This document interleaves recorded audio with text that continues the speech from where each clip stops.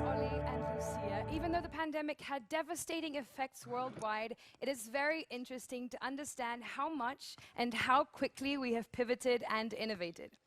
Vamos ahora con nuestra siguiente ponente de lujo. Es el momento de So dar now we la start palabra with a Linda our Liukas, next star programadora guest, informática, Linda autora del Liukas. bestseller infantil She's Hello a Ruby y fundadora de computer Rails Girls. programmer, and also she wrote Hello También Ruby, es and she TikToker por founded conocer Rail y hacer Girls, la más a movement accesible opening para up las the mujeres de tech sector tecnología. and making it Rail more Girls accessible tiene como to objetivo women ofrecer las herramientas and adecuadas y una young comunidad girls para que throughout the las world. mujeres The queden objective avanzadas is y to ellas haciendo que provide las semanas the estén right maravilloso. tools for a A community continuación, where tendremos the una sesión technology is more de accessible for everyone. preguntas moderada We por will have Teresa after the Nieto, session a experta en Q&As Telefónica, investigación moderated y by Teresa desarrollo. Nieto, I specialist in now give the blockchain floor to and Linda Telefónica Liukas as she R&D. shares her experience with Rails Girls and her work in designing a future that is inclusive of women in technology. Welcome, Linda.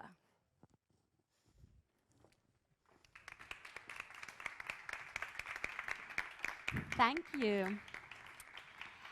My name is Linda Liukas. I'm a children's book author, illustrator, programmer from Helsinki, Finland. And this is pretty much the first live event I'm doing since the pandemic started. So it's so exciting to be here with all of you today. My work is about reimagining ways technology can belong to everyone and how we can give the vocabulary and the understanding and most of all the agency to understand the world more and more run through technology. And this here has been my credo for all of the projects I've worked on. If code is the next universal language, instead of only grammar classes, we need to be teaching more poetry lessons. And what I mean with that is the idea that we learn through so many different methods. We learn a new language by speaking it, by swimming it, by dancing it, by flirting in it. And in some ways, the ways we teach technology are very narrow and very limited. And we need to be offering more poetry classes, more pathways, and more opportunities for people who wouldn't otherwise discover the joy of it. Most of my time I spend writing and illustrating children's books, and these books have been widely popular. They've been translated into over 34 different languages. The latest ones are Farsi and Thai and can't remember which, Turkish I think came out this year. And I think it speaks volumes of how both kids but also teachers and adults and parents want to learn about this more complicated and technical world through softer and more gentle ways. But in addition to this work, I've worked within the realm of computer science education for almost 10 years now, through non-profits like Rails Girls, to nowadays running as the chairman of the board for our own 42 Helsinki, which is called Hive Helsinki. So very excited to see some familiar faces here in the audience today. But what does it mean then to teach children about a technological world? For me, it's meant a lot of play, because in some ways the original way we learn about the world is on our hands and knees, through our fingertips, through sticking our tongue on things. And often the world of computer science, it's abstract, it's high up here. So my mission is to turn the children into a computer and play act how computers work. Sometimes we learn about sorting algorithms by building a cardboard YouTube and figuring out how and what kind of recommendations the kids get. And sometimes it means baking gingerbread cookies in the shapes of hardware. But through all of these projects, I'm trying to paint a future and a vision that is more inclusive when it comes to technology. And why then use storytelling? Why am I here speaking to you today instead of running a workshop or speaking to you in code alone? Well, I think stories have this power that is very, very easy to overlook. Because stories are the original way we humans learn about ourselves, we humans learn about each other, and we humans learn about the world surrounding us. And there is only one shape of stories in technology today, and that sucks. We are in a very historic building today. I've learned a little bit about the history of the building today, and the Telefónica Foundation building, it used to house a lot of women who worked as telephone operators, telephone switch operators, which was definitely not considered as a classy or exciting or fancy job back in the day. But they were part of the history of technology. And I think big part of what I want to dedicate the next 10 years working on is figuring out how do we tell more nuanced stories around technology, so that it's not always a hero's journey, it's not only a lone cowboy coder who solves the problem, that we showcase that technologies happen through people working together, through multiple different ideas coming together, from material sciences to cognitive sciences to math to philosophy to arts, and even to the switchboard operators who translated those phones to one person to another. And all of this means that even though today we have the device we like to call the computer, it didn't arrive from the sky. It wasn't born from the earth. It came together because a lot of people willed it together. And I think those are the kinds of stories I'm most interested in today. And the other thing I'm interested about is words. Because the world of technology is full of these words, like databases, blockchains, digitalization. And I think the challenge with technology is that if you say these words too many times, they lose their meaning. It's like a spell. Like if you say Avada Kedavra or whatever the Harry Potter thing was, it's a scary thing and you're not supposed to say it out aloud. But with technology, we need to figure out new ways of telling and sharing these stories. Because computer, after all, again, it didn't come from the sky, it didn't rise from the earth. It's a collection of ideas, and those ideas change all the time, and people influence them. Every technology is a technology of thought, and every technology happens in a historic time, surrounded by historic people. We just don't always tell their stories. So I'm going to leave you with 3 definitions of technology that are hopefully going to influence our discussion going forward. The first definition of technology comes from the Greek, and it states that technology is not blockchain, it's not computer, it's tools and techniques we humans use to solve problems. But not only tools and techniques, it's also the skills and competencies we humans bring into the problem-solving situation. This means that for the Greek, agriculture was technology. For the Greek, democracy was technology. So a little bit broader than the way we see technology today through our screens and smartphones. The second definition of technology, it comes from Spain. It comes from José Ortega y Gasset, who defines technology as superfluities. He says that animals are atechnical because they are simply content with living in the present, and that humans, our ability to imagine into the future, our storytelling capabilities, they make us technical. So 2 definitions so far. The Greek, who say that technology is about humans and their tools working together to solve problems, and Ortega y Gasset, who effectively is saying that technology is about storytelling, about our ability to imagine into the future. And the third and final definition comes from a 9-year-old little girl from Helsinki, who, when asked to define what is technology, who uses it, and what is it used for, produced this delightful sentence. She says, technology is electricity that loves. It is used to play. I use it to have a conversation with my mom. We use a WhatsApp application. And then finally, and most importantly, people uses technology. So storytelling, ability to imagine the future, tools, techniques, and humans will be at the center of our discussion next. Thank you.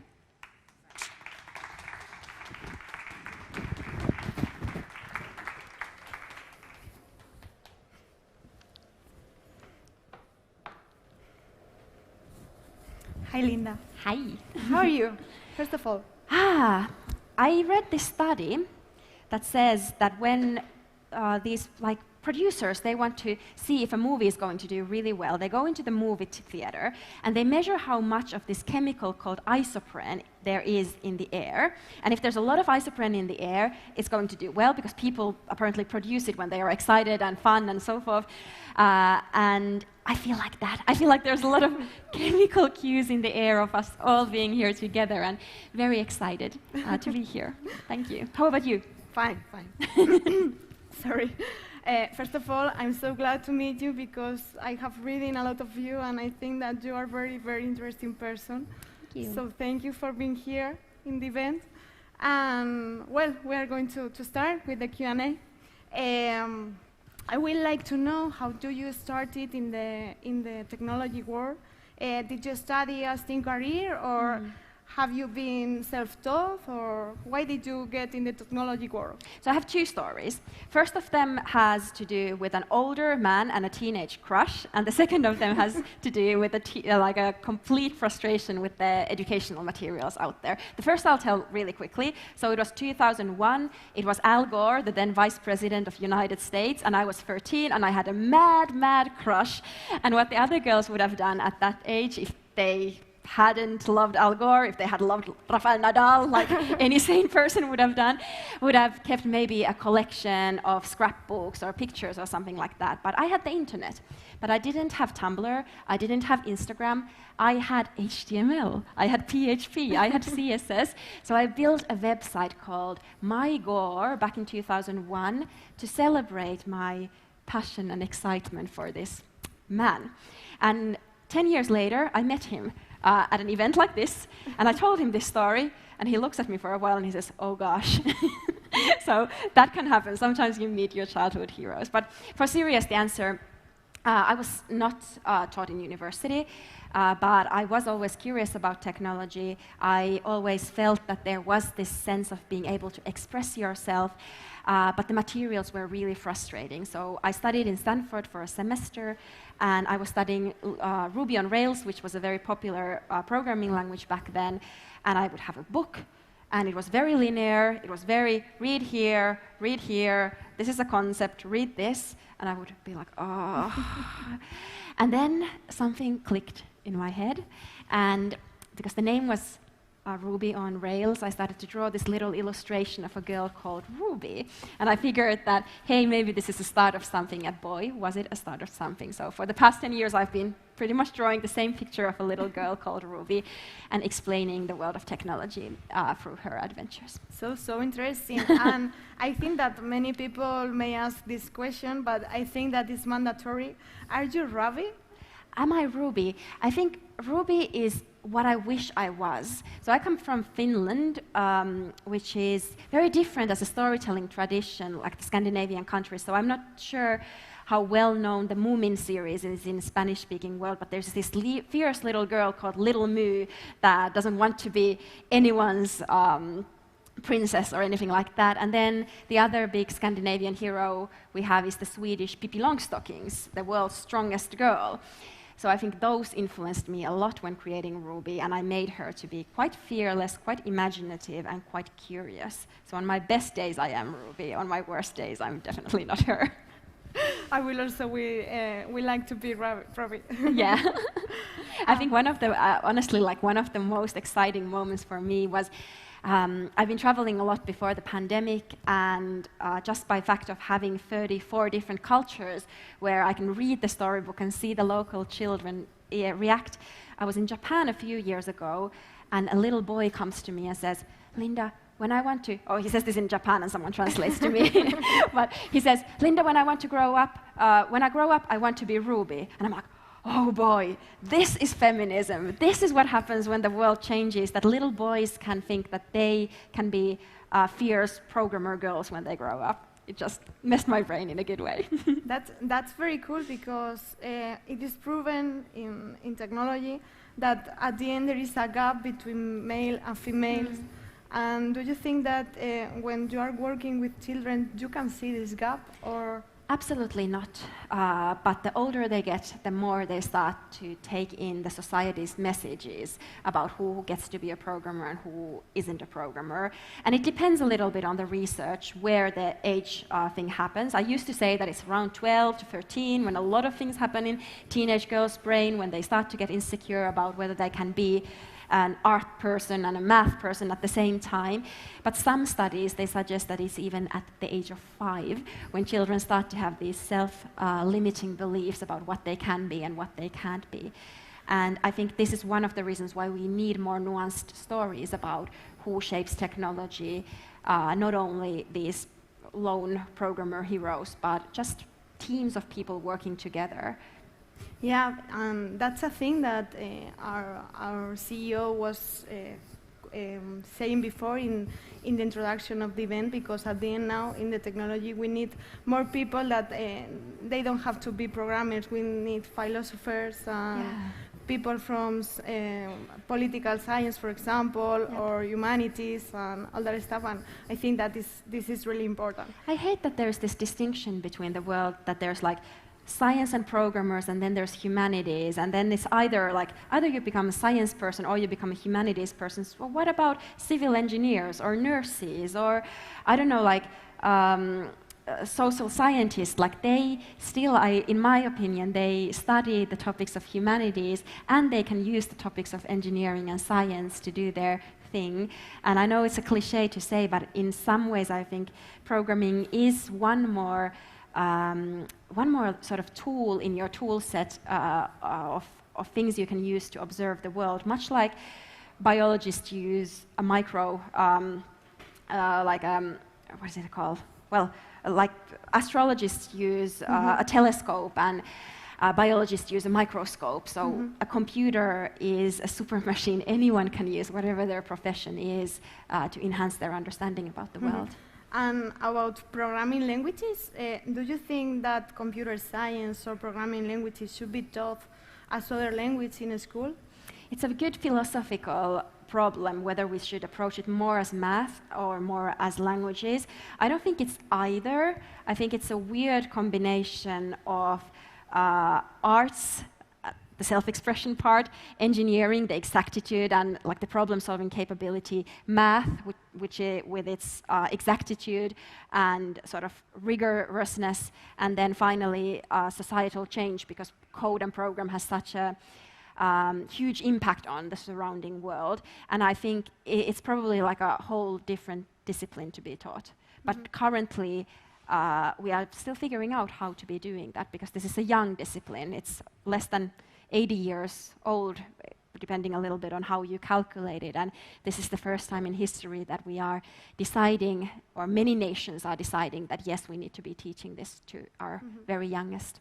And talking about this type of education, are there countries that are leading the way when it comes in computer science education? I love that question, because it implies that someone is winning and someone is losing, and especially coming from Finland, where we often have a very well-praised educational system. People assume that, oh, the Finns have figured it out, like they have a perfect system, but that is absolutely not true. I think technologies are born at a place, and that's something we don't often think about. That when we think about Picasso, we think that he has Spanish roots. There's something about his childhood and his youth that he's channeling in his work. But I think the same is true for technology, that it's always like somehow related to the place where it was born. And for many, many years, we've only had the technology of Silicon Valley, of the kind of Californian ideology that has been out there. And then there's been outliers like Nokia, which came from the Nordic coldness of Finland, and Spain definitely has like great technology companies too. But I do think that the countries who will be winning, if there is any winning, I think we're all in this together nowadays as a globe, are the ones that recognize what kind of national advantage they can introduce to technology education. And for instance, in South Korea, I've seen educational systems that have amazing examples of just pure creativity when it comes to teaching. In UK, I love how exact the curriculum is, how they introduce some of the national heroes like Charles Babbage and Ada Lovelace to the children early on. And in Finland, one of the things I appreciate in our curriculum is that programming is not taught as a separate discipline in elementary school or secondary school. It's taught across the different subjects, and a lot of autonomy is given over to the teachers, because that's what we know how to do, and that's where we are really good. And how do we measure and spread effective computer science teaching? Is it an easy task, or is it challenging? Yeah, this is a thing I used to rebel against a lot. Like, how do we measure education, and how do we measure someone's ability to understand the code they read, and whether we should even have assessment of the impacts. But because I come from a country where there's very little, like the first standardized tests I did in school were when I was in 9th grade, very little homework, a lot of emphasis on play, and I know everyone in this room and probably in the audience online loves those ideas, but I do think that there is value in also measuring what we are doing. And the challenge with education is that the time scale is so long. We won't know until the kids are much, much older whether the stuff we are doing was any good at the grand scheme, that we need to figure out smaller impact measurement systems. And I don't know. I think that's an important and interesting question to be asking. Okay. And what core skills must teachers have to teach computer science? Because at the end, teachers are the key role in order in the regarding the education of the children. So, what skills? What skills should teachers have? I think they should have the same skills as children. They should be curious and fearless and full of wonder when it comes to technology. I don't think they should know every answer. I don't think they should be able to predict every problem the children will face, but fearlessness, curiosity, and wonder take you a long way. And then one additional thing I don't see in a lot of computer science curriculums and coding curriculums is a sense of history. Because I think this is an industry and a field that is very, very oriented towards the future. And we're all so excited about the new bleeding edge technology. And there's very few people who care about the past, but I think past influences the kind of choices we make going forward. And it's also a mark of a civilized person that they can understand the lineage where they came from. And if there's one wish I would have for educational systems around the world is help teachers understand the history of technology, the good history, the bad history, and also the ugly history, because technology, the histories of technology, they are histories of war, they are histories of atomic bombs, they are histories of humankind doing marvelous things like getting the man on the moon, but also horrendous things. So I would somehow pay more attention to that. Yeah, because at the end, teachers may think that to teach about technology, they need to be a hacker, a guy with a computer. No. And I don't think they should even know the latest JavaScript framework out there or anything like that. I think the latest cool gadget changes so fast that I, at 35, feel old in technology. I don't care what kind of new React framework is coming out next week. I do care about the fact that programming languages change seemingly rapidly, but at the core they change slowly. When we look at hardware progress, we can see that you can jam 300,000 transistors at the pinpoint of a pen, and we have things like Moore's law, which says that the amount of transistors you can put is exponential or logarithmic exponential, and it makes it feel like all of technology is progressing really rapidly. But when it comes to programming languages, they are actually, yes, used to communicate for the machine, but also communicated between people, between programmers and between teams, which means that the core ideas change much more slowly than the latest framework we are using. And that's what makes me also think that computer science ought to be taught in school, that it's a core skill, because the same ideas that Alan Turing and John von Neumann had in 1950s and 1940s are still relevant today. Computers still have those 5 verbs Turing gave to them, the idea of conditionals, the idea of sequences. These core ideas, they haven't changed one bit, even though the machine has changed a lot. And what is the role of the technology in growing up? How does technology affect about how we relate to the world? How do we relate to the world when we grow up with technology? I think it's a philosophical question I wish we had more time to spend on in our everyday life. When I look at like some of the 10-year-olds or 12-year-olds, I sometimes wonder, what does it mean that like all of your memories are on a phone, that you can go to any day in the history and see your own face and see what you were doing there, or the fact that for many of these kids, Fortnite is the place where they learn to swim or build a hut with their friends, and it's as real for them as it was for our generation to make it in the backyard forest. And one of the maybe the more positive things I can think about is in some ways these next generations are the first ones that are going to be raised by previous intelligences, which sounds again like Harry Potter, that you can learn from the compound intelligences of previous generations. We used to have books for you and me, but these kids, they can train on programs to teach them to play chess that have been taught by the best chess players in human history. And I think that fact that we can be using AI and it can use the knowledge of like the history, and then the kids can learn directly by interacting with these compound intelligences of the past is widely exhilarating and also philosophically interesting. And talking about games, the industry of the video games is growing and growing. What do you think about video games in education? Do you think that it can be a distraction or can be a tool? Oh, I would encourage anyone in the audience who hasn't played Fortnite or Roblox to try it out. I think it will teach you a lot about the next generation and how they feel and see things. When the pandemic started, I went to a rap concert or like a hip-hop concert. Travis Scott was doing a big one on Fortnite with, I think it was 8 million other people there at the same time. I went wandering on like the meadows with a group of friends, and it felt very intimate and very real.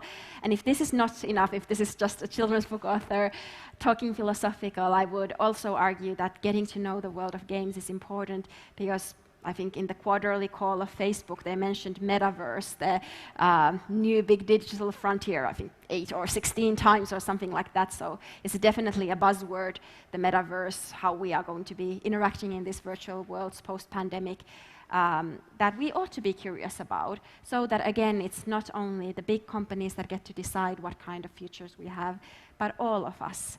And we all get to influence what kind of virtual worlds we build. So I'm a big believer in games and gaming, but I'm also a big believer in making those huts and buildings and summer homes in the forest backyard. And in my case, when I see my family children, I see that they take the technology in an easier way than me, that I'm a computer engineer. Yeah. So, do you think that children has found technology more easier than adults? No. I absolutely do not believe that, and I think it's the bias we have, because we don't remember how much time we had as children, how many times we try and try again until we succeed. We adults only see the end result, where they can seemingly do amazing things like make a TikTok duet video that like I can't do on Photoshop or on like video editing software, and I'm like, how did they do that? But I didn't see the 1,000 tries that it took to get them. And then I remember how many times did I practice recording on the VHS machine, and it was a lot of times, I can tell you that. So I think that's the bias we as adults have. We always think that kids are fast and good at learning. I think they are persistent, and that's the key difference. And from adults, what advice would you give in order to teach technology to children?